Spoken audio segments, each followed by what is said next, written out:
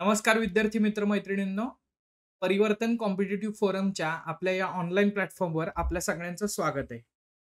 विद्यार्थी मित्र मैत्रिणींनो, आपण या करंट अफेअर्सच्या सीरीजमध्ये करंट अफेअरमध्ये घडणाऱ्या घटनांचं डिटेल स्वरूपात एनालिसिस करणार आहोत आणि अर्थातच परीक्षाभिमुख आढावा त्यातले जे मेन पॉइंटर्स आहेत तर ते पण बघणार आहोत. गेल्या 2 दिवसांपासून सोशल मीडिया असेल, त्याचबरोबर न्यूजपेपर असतील किंवा तुमचे WhatsApp स्टेटस असतील. या सगळ्यांनी एकाच नावाची चर्चा त्या ठिकाणी केली आणि ती म्हणजे ग्रुप कॅप्टन शुभांशू शुक्ला. आणि कारण देखील तसंच आहे. म्हणजे चांद्रयान-3चं लॉन्चिंग झाल्यानंतर तशी उलटी गिनती चांद्रयान-3ची चालू होती आणि तेव्हा अंगावरती शहारे आलेले होते. तर त्याच पद्धतीनं 25 जून 2025ला एक महत्त्वाची घटना घडली आणि ते म्हणजे AX मिशन 4च्या माध्यमातून एक अवकाशयान हे अवकाशात आंतरराष्ट्रीय अवकाश स्थानकाकडे झेपावलं आणि सगळ्या भारतीयांचं ऊर त्या ठिकाणी भरून आलं. कारण त्या 4 क्रू मेंबर्सपैकी एक मेंबर होते भारतीय ग्रुप कॅप्टन शुभांशू शुक्ला. आणि जवळपास 41 वर्षांनंतर ही घटना पुन्हा घडत होती, जेव्हा कुठलातरी भारतीय व्यक्ती हा अंतराळामध्ये त्या ठिकाणी जातोय. आता इथं तुम्ही म्हणाल, की सर याच्या आधी सुनीता विल्यम्स आणि कल्पना चावला यांचा पण रेफरन्स आलेला आहे. त्यांच्यावरती एम-पी-एस-सीनं प्रश्न पण विचारलेले आहेत. मग तुम्ही इथे 41 वर्षानंतर दुसरा भारतीय असं का सांगताय? तर सुनीता विल्यम्स आणि कल्पना चावला यांच्या बाबतीत जर का हा रेफरन्स लक्षात घेण्याचा प्रयत्न केला, तर त्या भारतीय वंशाच्या होत्या किंवा नासाच्या स्पेस मिशनच्या माध्यमातून त्या स्पेसमध्ये गेलेल्या होत्या. मात्र 1984 नंतर 2025 मध्ये ही घटना घडत होती, की भारतीय असणारा अंतराळवीर हा अंतराळामध्ये त्या ठिकाणी चाललेला होता. आणि त्याच विषयावरती चर्चा आजच्या आपण या सेशनमध्ये करणार आहोत. नमस्कार, मी इंद्रजित यादव आपणा सर्वांचं पुन्हा एकदा आपल्या परिवर्तन कॉम्पिटिटिव्ह फोरमच्या प्लॅटफॉर्मवरती स्वागत करतो. विद्यार्थी मित्र-मैत्रिणींनो, सर्वात महत्त्वाची बाब या ठिकाणी ही आहे, की 1984 साली USSRच्या स्पेस मिशनच्या माध्यमातून राकेश शर्मा हे अंतराळामध्ये गेलेले होते आणि त्याच्यानंतर शुभांशू शुक्ला हे आपल्या एका मोहिमेचा भाग म्हणून अंतराळामध्ये गेलेले आहेत. 14 दिवस आंतरराष्ट्रीय अंतराळ स्थानकामध्ये ते थांबणार आहेत आणि तिथं वेगवेगळ्या गोष्टींचा रिसर्च ते करणार आहेत आणि त्याचा निश्चितच फ्युचर ज्या काही इस्रोच्या एक्सपिडिशन असतील आणि एस्पेशली मॅन्ड एक्सपिडिशन असतील इंडियाच्या स्पेसमधल्या, तर त्याच्यासाठी फायदा त्या ठिकाणी होणार आहे. याबद्दल सविस्तर स्वरूपात बघूयात, स्टोरी स्वरूपात सांगतो आणि त्याचबरोबर फॅक्च्युअल इन्फॉर्मेशन त्या माध्यमातून काय काय विचारली जाऊ शकते, तर ती पण त्या ठिकाणी लक्षात घेण्याचा आपण प्रयत्न करूया. सो सर्व भारतीयातून हे एक नाव आणि हा एक चेहरा तुमच्या WhatsApp स्टेटसचा भाग झालेला आहे. या व्यक्तीचा म्हणजे शुभांशू शुक्ला यांचा जन्म 1985 मध्ये झालेला होता. पण तत्पूर्वी ते गेलेले आहेत आंतरराष्ट्रीय स्पेस स्थानकामध्ये किंवा आंतरराष्ट्रीय अवकाश स्थानकामध्ये. आंतरराष्ट्रीय अवकाश स्थानकाचा जर आपण विचार केला तर इंटरनॅशनल कम्युनिटीद्वारे मॅनेज करण्यात येणारी ही सर्वात मोठी आर्टिफिशियल सेलेस्टियल बॉडी आहे असं आपण, किंवा सेलेस्टियल ऑब्जेक्ट आहे असं आपण म्हणू शकतो. वेगवेगळ्या देशाचे जे स्पेस मिशन आहेत तर त्याच्या फ्युएलिंगसाठी किंवा तिथून त्या मोहिमा पुढं त्या ठिकाणी कॅरी फॉरवर्ड करण्यासाठी किंवा त्यांच्यामध्ये कम्युनिकेशनसाठी हा एक प्लॅटफॉर्म काम करतो. हा बेसिकली US असेल, रशिया असेल, जपान असेल, कॅनडा असेल, युरोपियन युनियन असेल, तर यांच्याद्वारे ॲडमिनिस्टर आणि मॅनेज त्या ठिकाणी केला जातो. याच्यावरती सोलार पॅनल्स बसवण्यात आलेले आहेत आणि या सोलार पॅनल्सच्या माध्यमातून मोठ्या प्रमाणामध्ये इलेक्ट्रिसिटी जनरेट होती. इतकी इलेक्ट्रिसिटी की 60 भारतीय घरांना एक वर्षभर पुरेल एवढी इलेक्ट्रिसिटी ही तिथल्या सोलार पॅनलच्या माध्यमातून जनरेट होत असते. आता इथे एक गोष्ट लक्षात घेण्याचा प्रयत्न करा, की भारत हा या इंटरनॅशनल स्पेस स्टेशनची जी कम्युनिटी आहे, जी हे सगळं मॅनेज करते, तर त्याचा भाग त्या ठिकाणी नाहीये. याचा रेफरन्स मी पुढं देण्याचा प्रयत्न करेन. बऱ्याच हॉलिवूड मूव्हीजमध्ये किंवा आता न्यूजपेपरमध्ये तुम्ही हे इंटरनॅशनल स्पेस स्टेशन त्या ठिकाणी बघितलेलं असेल. हे असं दिसतं आणि एक्झॅक्टली या इंटरनॅशनल स्पेस स्टेशनमध्ये आत्ता सध्या शुभांशू शुक्ला रिसर्च करत आहेत. हे इकडे दिसत आहेत ते सगळे तुम्हाला सोलार पॅनल वेगवेगळे दिसतील, ज्याच्यातून इलेक्ट्रिसिटी जनरेट होते आणि ज्याच्यातून तिथं त्या इंटरनॅशनल स्पेस स्टेशनमध्ये फ्युएल जे आहे किंवा इलेक्ट्रिसिटी जी आहे तर ती त्या ठिकाणी मिळते. आता सर्वात महत्त्वाचं, चांद्रयान-3 नंतर हा एक आपल्या दृष्टिकोनातून मानाचा तुरा आहे, की भारतीय अंतराळवीर अंतराळात पोहोचलाय. केवळ ₹615 कोटी खर्च करून, किंवा बऱ्याचदा असं म्हटलं गेलं, की हॉलिवूडच्या एखाद्या मूव्हीपेक्षा 1/4 बजेटमध्ये, हॉलिवूडच्या मूव्हीचं बजेट 2,500 कोटी वगैरे असतं, तेव्हा तुलना वगैरे पण झाली, त्याच्यात डिटेलमध्ये मी जात नाही. चांद्रयान-3 मोहीम आपली यशस्वी झाली. खरं तर चांद्रयान-3 ही चांद्रयान 1, 2 आणि 3 अशी एकत्रितरित्या बघितली पाहिजे, कारण एकत्रित प्रयत्नांचा भाग म्हणून आपण चांद्रयान-3ला बघतो. आणि चांद्रयान-3 मध्ये आपण जे काही सॉफ्ट लँडिंग त्या ठिकाणी केलं आणि त्याच्या माध्यमातून आता रिसर्च पण चालू झालाय, तिथले फोटोग्राफ्स पण मिळालेले आहेत. एक पहिली गोष्ट म्हणजे सॉफ्ट लँडिंग हे आपलं टार्गेट होतं. दुसरी गोष्ट म्हणजे चंद्राच्या दक्षिण ध्रुवावरती, साऊथ पोलला आजपर्यंत कुठलीही स्पेस एजन्सी पोहोचलेली नव्हती, तिथं आपण हे सॉफ्ट लँडिंग करण्याचा प्रयत्न केला. या दोन्ही दृष्टिकोनातून ही गोष्ट जी आहे तर ती महत्त्वपूर्ण ठरते. आणि याचमुळं भारत सरकारनं 23 ऑगस्ट हा दिवस जो आहे तर तो राष्ट्रीय अंतराळ दिन घोषित केला. आणि 2024 मध्ये म्हणजे रिसेंटलीच पहिला राष्ट्रीय अंतराळ दिन साजरा झालाय. आणि 2 महिन्यानंतर दुसरा राष्ट्रीय अंतराळ दिन जो आहे तर तो साजरा होणार आहे. प्रिलिमच्या दृष्टिकोनातून ही फॅक्ट लक्षात ठेवा. या 23 ऑगस्ट 2024ला साजरा करण्यात आलेल्या पहिल्या राष्ट्रीय अंतराळ दिनाची थीम होती touching lives while touching the moon, India's space saga. पुन्हा एकदा मी सांगतो, नव्यानं घोषित करण्यात आलेल्या दिनविशेषांवरती प्रश्न विचारले जातात.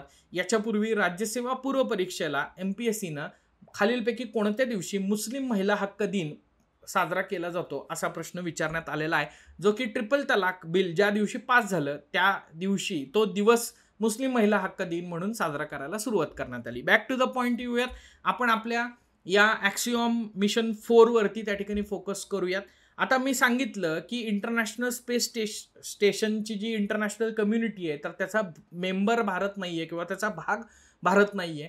पण भारतानं असं घोषित केलेलं आहे की 2035 मध्ये इस्रो काय करेल, स्वतःचं आंतरराष्ट्रीय अवकाश स्थानक जे आहे तर ते उभं करणार आहे. सो आपल्या प्रिलिमच्या दृष्टिकोनातून किंवा MPSCच्या दृष्टिकोनातून ही फॅक्ट लक्षात ठेवा. 2035 हे आपलं टार्गेट आहे की आपण स्वतःचं स्पेस स्टेशन जे आहे तर ते उभं करणार आहोत. कदाचित त्या सगळ्या प्रक्रियेचा एक भाग म्हणून शुभांशु शुक्ला आज अंतराळात आहेत, हेही लक्षात ठेवा. ही मोहीम काय चांद्रयान-3 नंतर आखली गेलेली नाहीये, त्याच्या आधीच हे सगळे फ्युचर एक्सपिडिशन जेव्हा आपण आता शुभांशु शुक्ला यांना अंतराळामध्ये पाठवतोय तर कदाचित पुढचे 20 वर्ष, 30 वर्ष, 50 वर्ष जी काही डेव्हलपमेंट इस्रोची होणार आहे तर त्याचा एक भाग म्हणून आपण याला बघू शकतो. तुम्ही परवा दिवशी हे असे क्रू मेंबर्स सगळे क्रू ड्रॅगनमध्ये त्या ठिकाणी बघितलेले होते. स्पेसएक्सच्या फाल्कन 9चा वापर करून हे मिशन जे आहे तर ते लॉन्च करण्यात आलं आणि त्याच्यात 4 क्रू मेंबर्सपैकी एक शुभांशु शुक्ला होते, किंवा हा फोटो बऱ्याच ठिकाणी व्हायरल झाला की हे 4 क्रू मेंबर.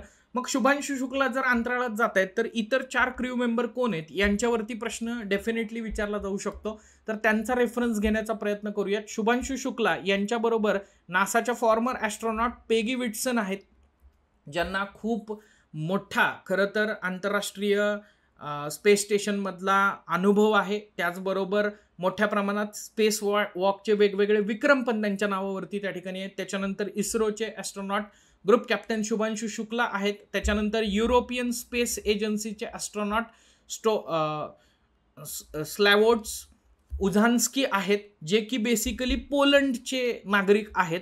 आणि टिबोर कापू आहेत, जे हंगेरीचे आहेत. म्हणजे हंगेरी, पोलंड, भारत आणि अमेरिका असे 4 क्रू मेंबर्स, 4 वेगवेगळ्या देशाचे क्रू मेंबर्स हे एका मिशनमध्ये गेलेले आहेत. ॲक्सिओम मिशन 4. ॲक्सिओम नावाची एक एरोस्पेस एजन्सी आहे, त्यांचं हे एक मिशन आहे. एक प्रायव्हेट स्पेस एजन्सीच्या मिशनच्या माध्यमातून आपण आपला अंतराळवीर आंतरराष्ट्रीय अंतराळ स्थानकामध्ये पाठवलेला आहे. इथपर्यंत लक्षात घेण्याचा प्रयत्न करा.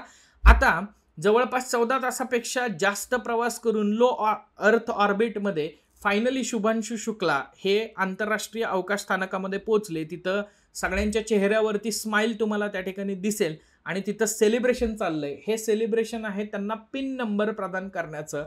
आणि त्याच्यामध्ये शुभांशु शुक्ला हे आंतरराष्ट्रीय अवकाश स्थानकामध्ये जाणारे 634वे ॲस्ट्रॉनॉट त्या ठिकाणी ठरलेले आहेत. सो इथेही प्रश्न विचारला जाऊ शकतो की कितवे अंतराळवीर त्या ठिकाणी ठरलेले आहेत. त्याच्यानंतर शुभांशु शुक्ला यांच्याबरोबर एक स्टँड बाय मोडवरती अजून एक ॲस्ट्रॉनॉट त्या ठिकाणी भारताचे होते आणि ते म्हणजे ग्रुप कॅप्टन प्रसंत नायर.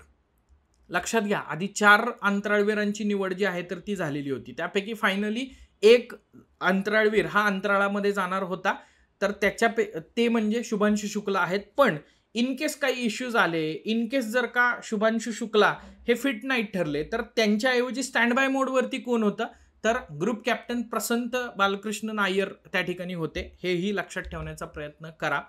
1985 साली शुभांशु शुक्ला यांचा जन्म झाला. त्यांचे वडील हे रेल्वेमध्ये सरकारी कर्मचारी होते, त्याचबरोबर आई प्राथमिक शिक्षिका आहेत. लहानपणापासून ॲज सच अशी काही फ्लाईंगची आवड वगैरे त्या ठिकाणी नव्हती. मात्र आपण असं म्हणत असतो की बऱ्याचदा आपल्या आजूबाजूला घडणाऱ्या ज्या घटना असतात त्यांचा एक मोठ्या प्रमाणामध्ये इन्फ्लुएन्स आपल्यावरती होत असतो. शुभांशु शुक्ला विद्यार्थी दशेमध्ये असताना 1999ला भारत पाकिस्तान यांच्या दरम्यान वॉर झालं.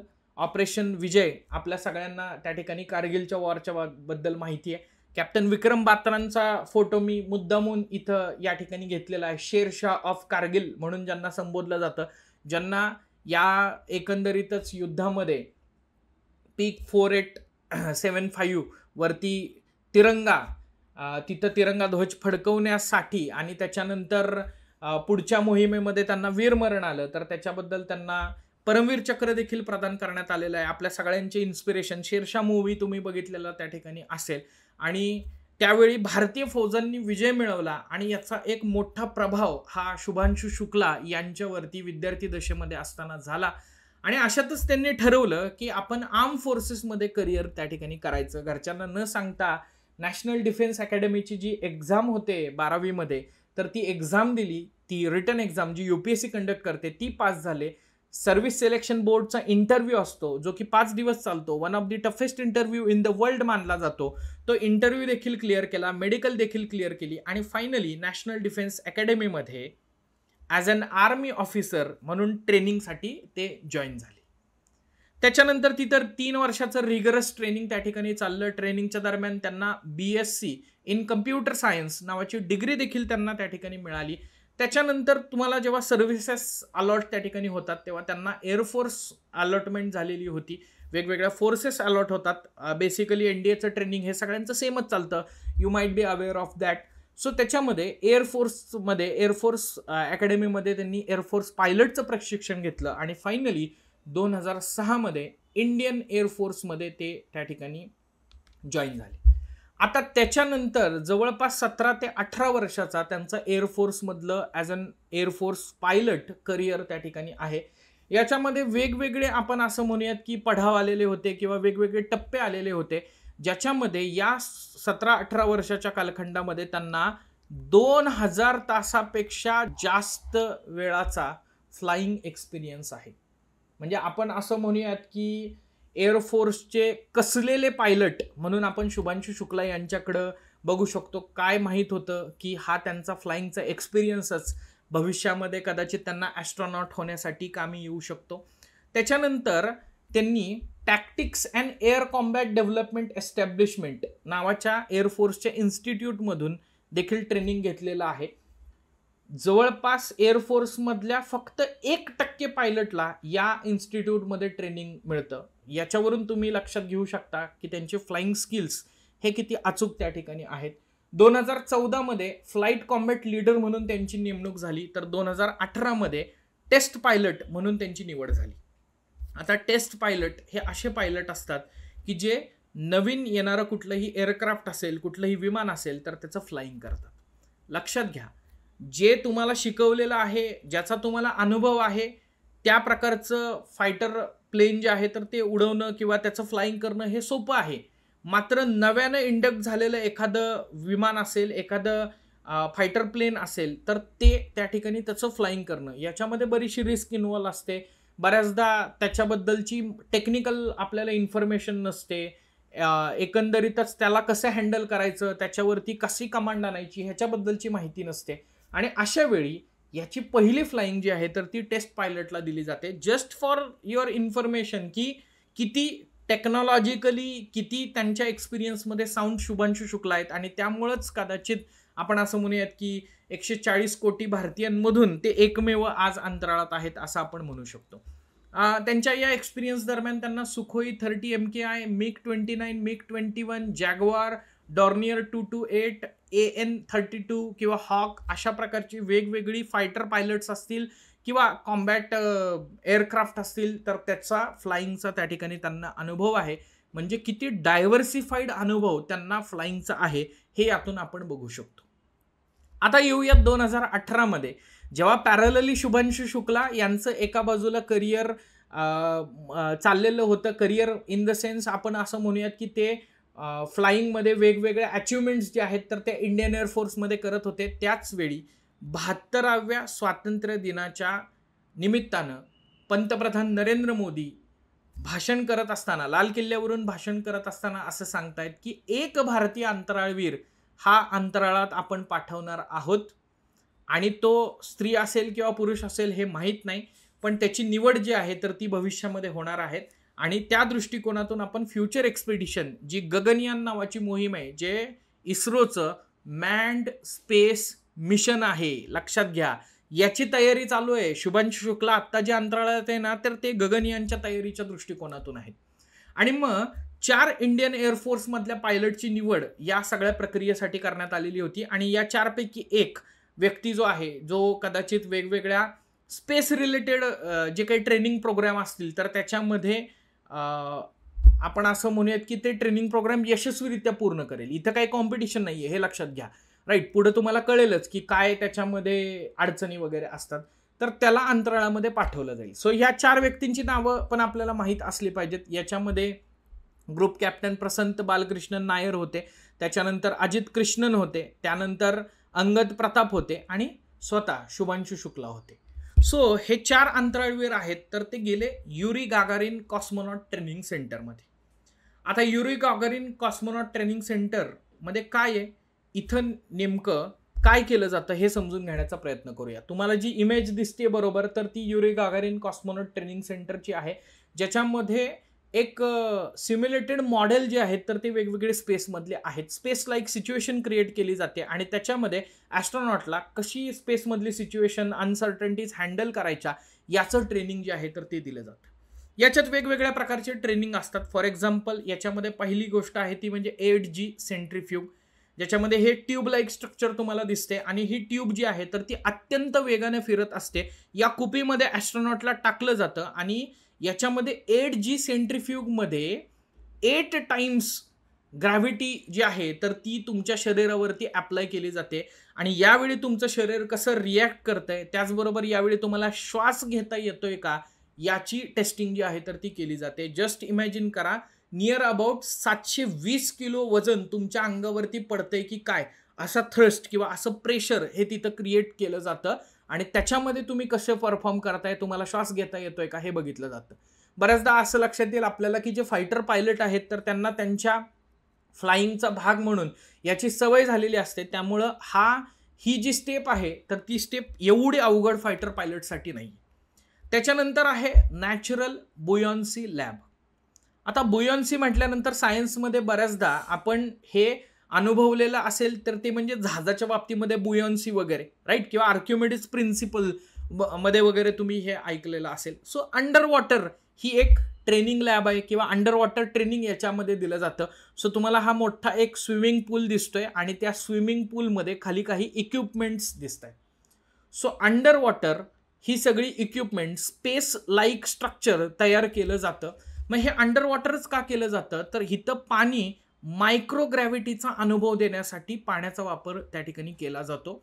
आणि तुम्ही स्पेसमध्ये जेव्हा असता तेव्हा तुम्ही वेटलेसनेस कंडिशन फील करत असता, तुमच्यावरती 0 ग्रॅव्हिटी त्या ठिकाणी असते. सो विना वजनाच्या शरीराचं संतुलन कसं राखायचं, स्पेस असेल काय किंवा आपली लाईफ असेल काय, जीवनामध्ये संतुलन किंवा बॅलन्स मेंटेन करणं फार महत्त्वाचं आहे. आणि याची प्रॅक्टिस होण्यासाठी नॅचरल बुयॉन्सी लॅबमध्ये ट्रेनिंग दिलं जातं. ॲस्ट्रॉनॉट्सला तिथं ठेवलं जातं आणि वेगवेगळ्या सिच्युएशन्स ज्या आहेत तर त्या सिच्युएशन्स त्यांना हँडल करायला शिकवलं जातं. त्याच्यानंतर आहे मोशन सिकनेस.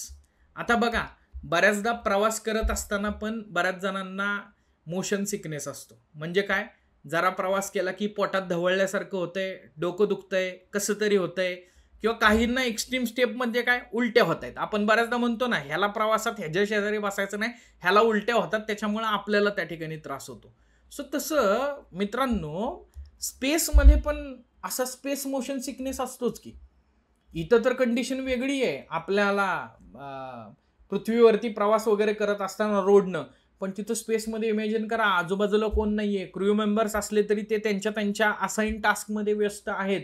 त्याचबरोबर एवढ्या थ्रस्टनं वरती जात असताना, अगेन्स्ट ग्रॅव्हिटी काम करत असताना बऱ्याच जणांना चक्कर येणं, डोकं दुखणं, डोकं जड झाल्यासारखं होणं. मला वाटतंय शुभांशु शुक्ला यांनी आपल्या मेसेजमध्ये पण सांगितलं ना, की तुम्हाला वाटत असेल की इथं सगळं, पण माझं डोकं जड वगैरे झालेलं आहे आणि जरा इथं बॅलन्स मेंटेन करायला वगैरे मी पहिल्यांदाच आलेलो आहे, त्यामुळे मला अवघड जातंय. तर हा स्पेस मोशन सिकनेस याच्याबाबतचं ट्रेनिंग दिलं जातं. याच्यामध्ये बऱ्याचदा इमर्जन्सी फायर सिम्युलेशनचा वापर केला जातो, की अचानकपणे जर का आग लागली तुमच्या यानाला, तर तुम्ही काय कराल? तुमच्या शेजारचा व्यक्ती जो आहे तर तो बेशुद्ध पडला, तर तुम्ही काय कराल? अशी सिच्युएशन निर्माण झाली की तुम्ही एकटेच आहे आणि संपर्क तुटला, तर काय कराल? याच्या कंटिन्युअसली रिहर्सल प्रॅक्टिस केल्या जातात, सो दॅट तुम्ही त्या सगळ्या गोष्टींना त्या ठिकाणी यूज टू व्हाल. अजून एक पुढची स्टेप आत्ता आहे ती म्हणजे space virtual reality training. So virtual रियालिटीचे ते हेडसेट लावले जातात, जसं तुम्ही एखादा 3D मूव्ही बघताना हेडसेट लावता ना, तर त्या पद्धतीनं, आणि स्पेस लाईक सिच्युएशन क्रिएट केली जाते आणि मग त्याच्यामध्ये स्पेस वॉक असेल किंवा इतर ट्रेनिंग जे आहे तर त्या माध्यमातून दिलं जातं. आणि सर्वात शेवटचा टप्पा आहे तो म्हणजे स्पेस आयसोलेशन ट्रेनिंग. इथं बऱ्याच दिवसासाठी ॲस्ट्रॉनॉटला एखाद्या आयसोलेशन रूममध्ये त्या ठिकाणी ठेवलं जातं, जिथं सगळं अवकाशयानात जसं काही स्ट्रक्चर असतं तर तसं स्ट्रक्चर तयार केलेलं असतं आणि त्याच्यामध्ये त्यांनी काम करायचं असतं. त्याच्यामध्ये त्यांनी स्पेसमध्ये गेल्यानंतर कशा पद्धतीनं तुम्ही काम करणार आहात, तर ते सगळे ॲक्टिव्हिटीज जे आहेत तर त्या तिथं केल्या जातात. जगाशी संपर्क नाही, कुणाशी संपर्क नाही, मोबाईल नाही, व्हॉट्सअप नाही, व्हिडिओ कॉल नाही, काय नाही. सो संपर्क रहित तुम्ही तिथं त्या ठिकाणी राहायचं आहे. अर्थात म्हणजे तुमचा लाईक काय म्हणतात त्याला, जे अर्थचं कमांड अँड कंट्रोल सेंटर आहे तर त्यांच्याबरोबर संपर्क असणारच आहे. पण तुम्हाला ॲक्च्युअली म्हणजे एक लक्षात घ्या, पहिल्यांदा तुमचा फिजिकल एन्ड्युरन्स तर तयार केलाच जातोय, त्याचबरोबर तुमचा मेंटल एन्ड्युरन्स जो आहे तर तो देखील इथं महत्त्वाचा आहे आणि तो देखील तयार करण्याचं काम हे या माध्यमातून केलं जातं. सो अशा रिगरस ट्रेनिंगच्या माध्यमातून हे ॲस्ट्रॉनॉट जात असतात आणि फायनली कुठंतरी मग ते अवकाशयानाच्या माध्यमातून एकंदरीतच फ्लाय करत असतात असं आपण म्हणूयात. आणि बघा, ह्या आपण मोहिमेच्या बाबतीमध्ये 1-2 वेळा त्याचं लॉन्चिंग जे आहे तर ते पुढे ढकलण्यात आलेलं होतं. शुभांशु शुक्ला यांचा इंटरव्ह्यू जर तुम्ही बघितला तर त्याच्यात ते देखील म्हणतायत देखील की आता मला ह्या आयसोलेशन ट्रेनिंगमधून कधी एकदा स्पेसमध्ये जाईन असं झालेलं होतं. अर्थातच ती सिच्युएशनच तशी असते, आपण असं म्हणूया. आता इथे एक गोष्ट आहे की आपण काय केलं, आपण 4 जे फायटर पायलट्स आहेत तर त्यांना निवडलं आणि आपण कुठं पाठवलं, युरी गागारिन कॉस्मोनॉट सेंटरला पाठवलं. कारण कदाचित भारताची कपॅसिटी नव्हती की अशा प्रकारच्या सिम्युलेटर लॅब ज्या आहेत तर त्या निर्माण करणं किंवा सिम्युलेशनवाल्या लॅब्स भारतामध्ये असतील. पण एक आनंदाची गोष्ट इन बिटवीन अशी आहे की भारतानं बंगळुरूमध्ये अशा प्रकारचं एक कॉस्मोनॉट सेंटर जे आहे तर ते एस्टॅब्लिश केलेलं आहे, की ज्या कॉस्मोनॉट सेंटरमध्ये इथून पुढं गगनयान मिशन मधले जे काही मॅन्ड स्पेस मिशन असेल तर त्या गगनयात्रींना, ज्यांना गगनयात्री संबोधलं गेलेलं आहे तर त्या गगनयात्रींना ट्रेनिंग त्या ठिकाणी दिलं जाईल. आणि लक्षात घ्या बरं का, की याच्या आधी आपण रोबोट पण पाठवणार आहोत. त्या रोबोटचं नाव पण MPSCनं एका परीक्षेमध्ये त्या ठिकाणी विचारलेलं आहे. म्हणून मी म्हटलं की आत्ताची घटना म्हणून बघू नका, त्याची बॅक हिस्ट्री जी आहे तर ती समजून घेण्याचा प्रयत्न करा. इन बिटवीन आपल्याला असं लक्षात येईल की याच्यामध्ये एरोस्पेस इंजिनिअरिंग मधलं एमटेक जे आहे तर ते देखील शुभांशु शुक्ला यांनी पूर्ण केलं. इंडियन इन्स्टिट्यूट ऑफ सायन्स मधले प्रोफेसर आलोक कुमार आहेत, तर त्या आलोक कुमार यांच्यासोबत त्यांनी खूप जास्त काळ जो आहे तर तो डिस्कशनमध्ये आणि सगळ्या टेक्नॉलॉजी असेल किंवा सायन्स असेल तर ते समजून घेण्यामध्ये घालवला. प्रोफेसर आलोक कुमार हे स्वतः सायंटिस्ट आहेत आणि यांचा उल्लेख मला इथं यासाठी करावासा वाटतो की त्यांनी एक थिसिस पब्लिश केलेला आहे आणि त्या थिसिसमध्ये फ्युचरमध्ये स्पेसमध्ये कॉलनीज आणि ह्युमन हॅबिटेशन्स कसे असतील याच्याबद्दल त्यांनी रिसर्च जो आहे तर तो केलेला आहे आणि तो रिसर्च पेपर किंवा तो रिसर्च जो आहे तर तो एक महत्त्वाचा रिसर्च त्या ठिकाणी मानला जातो. आणि एकंदरीतच हे सगळं जे चाललेलं आहे तर ते भारताच्या फ्युचर स्पेस एक्सपिडिशनच्या माध्यमातून चाललेलं आहे. तर त्यातला एक महत्त्वाचा दुवा म्हणून आपण याकडे बघू शकतो. आता तुमच्या सगळ्यात सर्वात महत्त्वाचा प्रश्न असेल की 615 कोटी रुपये खर्च करून आपण जर का आपलं चांद्रयान लॉन्च करू शकत असू तर मग भारतानं इस्रोचा पर्याय न निवडता एका प्रायव्हेट किंवा कमर्शियल स्पेस एजन्सी ॲक्सिओम एरोस्पेसचा पर्याय त्या ठिकाणी का निवडला, हा तुमच्या मनामध्ये सगळ्यांना प्रश्न पडला असेल. आणि 548 कोटी रुपये खर्च करून या मिशनमध्ये आपण भारतीय अंतराळवीर अंतराळामध्ये इंटरनॅशनल स्पेस स्टेशनमध्ये पाठवलेलं आहे. असं का? तर लक्षात घ्या, भारताला मॅन्ड स्पेस मिशन निश्चितपणे लॉन्च करायचं आहे, पण त्याचा एक एक्सपेरिमेंटेशनचा टप्पा किंवा त्याचा ट्रान्झिशनचा टप्पा म्हणून आपण या मोहिमेकडे बघतोय. कारण अनमॅन्ड स्पेस मिशनमध्ये आता आपण सक्सेसफुल ठरलेलो आहोत. कमी पैशामध्ये अटमोस्ट ॲक्युरेसीनं आपण चांद्रयान लॉन्च केलं. हे खरं तर भारतासाठीच नव्हे तर जगासाठी एक सक्सेस म्हणून त्या ठिकाणी बघितलं जातंय. आणि म्हणून इस्रोकडे बघण्याचा आपला दृष्टिकोन जो आहे तर तो पण त्या ठिकाणी बदललेला दिसतो. म्हणजे एकेकाळी क्रायोजेनिक इंजिनची ब्ल्यूप्रिंट द्यायला नकार देणारे देश इंटरनॅशनल प्रेशरमुळं, आणि दुसरीकडे आता आपलं स्वतःचं लॉन्चिंग व्हेकल त्या ठिकाणी आहे. दुसऱ्या देशाचे सॅटेलाइट कमी पैशामध्ये आपण लॉन्च करतोय. सो हे खरं तर आपलं यश आहे आपण असं म्हणूया. पण या मॅन्ड स्पेस मिशनमध्ये अजून आपल्याला बरंच लर्निंग आणि एक्सपेरिमेंटेशन आहे. आणि त्याचा एक भाग म्हणून आपण डायरेक्टली इस्रोचा पर्याय न निवडता आपण कमर्शियल स्पेस एजन्सी किंवा प्रायव्हेट स्पेस एजन्सी किंवा नासा बरोबर कोलॅबरेशन करून हा पर्याय जो आहे तर तो निवडलेला दिसतो, जो की मला वाटतं एक ट्रान्झिशन दर्शवतोय. हळूहळू लक्षात घ्या, एअरक्राफ्टच्या बाबतीमध्ये पण आपल्याला असंच लक्षात येईल किंवा मिसाईलच्या बाबतीमध्ये पण आपल्याला असंच लक्षात येईल. आधी बाहेरून आणायचो आपण, आता हळूहळू इंडिजनायझेशन म्हणजे भारतीय बनावट, स्वदेशी बनावट, आत्मनिर्भर भारतवरती आपण फोकस करताना दिसतोय. गेटिंग माय पॉईंट? सो त्यामुळं नासा इस्रो यांचं जॉईंट मिशन किंवा ॲक्सिओम एरोस्पेस या प्रायव्हेट कमर्शियल कंपनीच्या माध्यमातून आपण अंतराळवीर जो आहे तर तो अंतराळात पाठवलेला आहे. आता साधारणतः 14 दिवस आंतरराष्ट्रीय अवकाश स्थानकामध्ये शुभांशु शुक्ला हे त्या ठिकाणी थांबणार आहेत. या 14 दिवसाच्या त्यांच्या स्टेच्या दरम्यान ते वेगवेगळे एक्सपेरिमेंट करणार आहेत.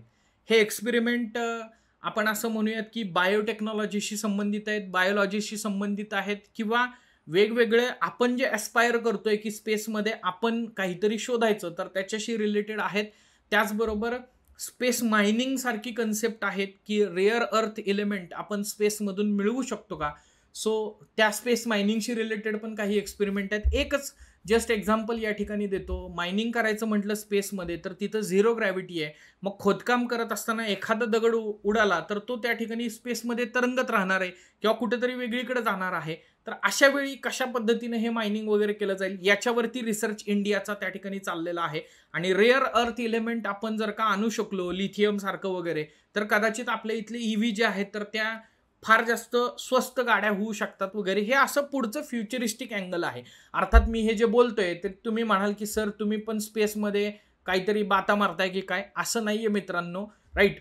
सो कुठंतरी आपण एक स्वप्न बघितलेलं होतं. बऱ्याचदा तो फोटो आपण बघतो की सायकलवरून SLV चे काही पार्ट्स जे आहेत तर ते घेऊन जायचे चाललेले आहेत आणि आजची परिस्थिती बघा. सो हे पॉसिबल होऊ शकतं, पण त्याच्यासाठी एक कन्सिस्टंट रिसर्चची गरज आहे, जे कदाचित मला वाटतं इस्रो त्यांच्या वेगवेगळ्या एक्सपिडिशनच्या माध्यमातून करते. आपल्याला दृश्य स्वरूपात चांद्रयान 3 दिसते, पण अनेक असे एक्सपेरिमेंट चालू आहेत, इथून पुढेही होतील आणि कदाचित काही फेल पण झालेले आहेत की ज्याच्यातून आपण शिकून आपण सक्सेसफुल एक्सपेरिमेंटेशन जे आहे तर ते त्या ठिकाणी करतोय. सो हे सगळं 14 दिवसांसाठी शुभांशु शुक्ला हे इंटरनॅशनल स्पेस स्टेशनमध्ये त्या ठिकाणी करणार आहेत. सो एकंदरीतच आपण असं म्हणूयात की हे होतं आपलं फ्युचर एक्सपिडिशन्स कशा पद्धतीनं असणार आहेत आणि त्याच्याबद्दल. पण जाता जाता एक इंटरेस्टिंग अजून गोष्ट, 3 गोष्टी शुभांशु शुक्ला ज्या त्यांच्या आवडीच्या आहेत त्या इंटरनॅशनल स्पेस स्टेशनमध्ये घेऊन गेलेले आहेत आणि ते म्हटले की डेफिनेटली मी माझे क्रू मेंबर्स आहेत तर त्यांच्याबरोबर या 3 गोष्टी शेअर करेन. ते म्हणजे मलिहाबादी दशेरी आंबा जो आहे, ज्याला जी-आय टॅग पण 2009 मध्ये मिळालेला आहे. हे जाता-जाता लक्षात घेण्याचा प्रयत्न करा. आणि मूग हलवा आणि गाजरचा हलवा या 3 त्यांच्या आवडत्या गोष्टी आहेत.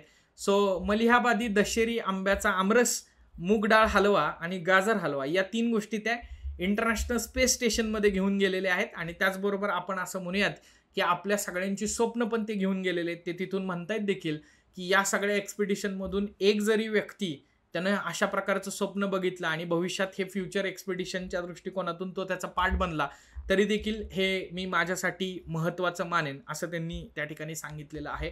So sky is not the limit हे पुन्हा एकदा इंटरनॅशनल स्पेस स्टेशनमध्ये आपले शुभांशु शुक्ला गेल्यानंतर पुन्हा आपण सिद्ध करण्याचा प्रयत्न करतोय आणि याचनुसार मी एंड करतो की सितारो से आगे जहा और भी है आणि त्याचा शोध आपला चालत राहणार आहे. अशाच प्रकारे आपला शोध चालत राहू, इस्रो उत्तरोत्तर प्रगती करत राहू आणि भारत देखील हम भी किसी से कम नहीं, जरी आपल्याकडं रिसोर्सेस कमी असले तरी देखील आपल्या सायंटिफिक एक्सपर्टीजच्या बेसिसवरती, त्याचबरोबर आपल्या दुर्दम्य इच्छाशक्तीच्या बेसिसवरती भारत देखील अशाच प्रकारे या सगळ्या गोष्टींमध्ये प्रगती करत राहू, या सदिच्छांसह आपण इथंच थांबूयात. एपिसोड कसा वाटला हे नक्की कमेंट करून त्या ठिकाणी सांगा. त्याचबरोबर तुम्हाला अशाच प्रकारे करंट अफेअरच्या कुठल्या विषयावरती व्हिडिओज आवडतील तर तेही कमेंट करून त्या ठिकाणी सांगा. पुढच्या व्हिडिओमध्ये भेटूया अशाच प्रकारच्या इंटरेस्टिंग इन्फॉर्मेशनसह. तोपर्यंत धन्यवाद. जय हिंद. Bye bye.